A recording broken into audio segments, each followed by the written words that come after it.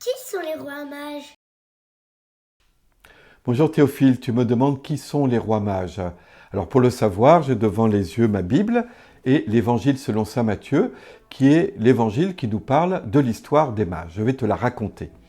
Donc Jésus était né à Bethléem et voilà qu'arrive à Jérusalem toute une caravane avec des mages venus d'Orient.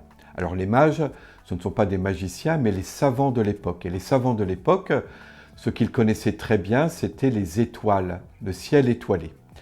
Et ils viennent d'Orient, c'est-à-dire de l'Est, le pays d'où le soleil se lève. Et ils disent au roi Hérode, « Où est le roi des Juifs qui vient de naître? Nous avons vu son étoile se lever et nous sommes venus nous prosterner devant lui. » Je te rappelle, ce sont des spécialistes des étoiles. Ils ont vu une nouvelle étoile et ils l'ont suivie. Alors le roi Hérode est tout bouleversé. Pourquoi est-ce qu'il est tout bouleversé? Parce que les mages lui ont dit « Nous avons vu naître le roi des Juifs. » Or, qui c'est le roi des Juifs? C'est lui, Hérode. Et il espère bien qu'après lui, ce sera son fils, son petit-fils. Et donc il se dit, c'est un concurrent. C'est quelqu'un qui va me détrôner ou détrôner mes enfants. Donc il convoque tous les spécialistes de la Bible et il leur demande, d'après la Bible, où est-ce que doit naître le roi des Juifs que les prophètes ont annoncé, celui que nous appelons le Messie. Alors eux-mêmes consultent leur Bible et ils disent, il y a un prophète qui s'appelle Michée, qui avait annoncé que le roi des Juifs, le Messie, devait naître dans la ville de Bethléem, c'est-à-dire la ville de David.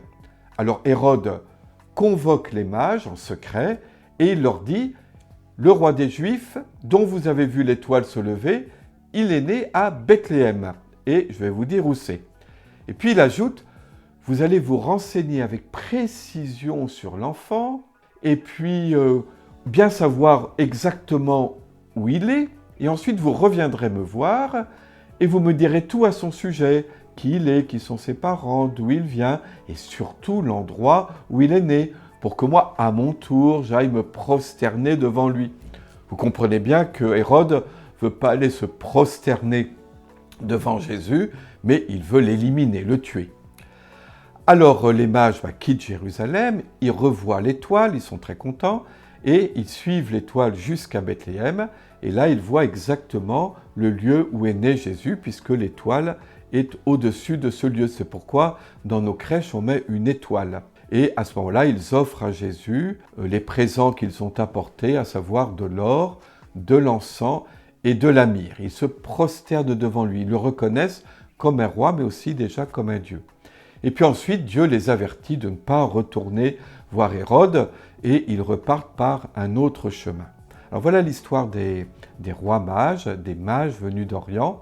Alors dans nos crèches, on représente les mages comme trois rois, l'un qui vient d'Europe, l'autre qui vient d'Asie et le troisième qui vient d'Afrique.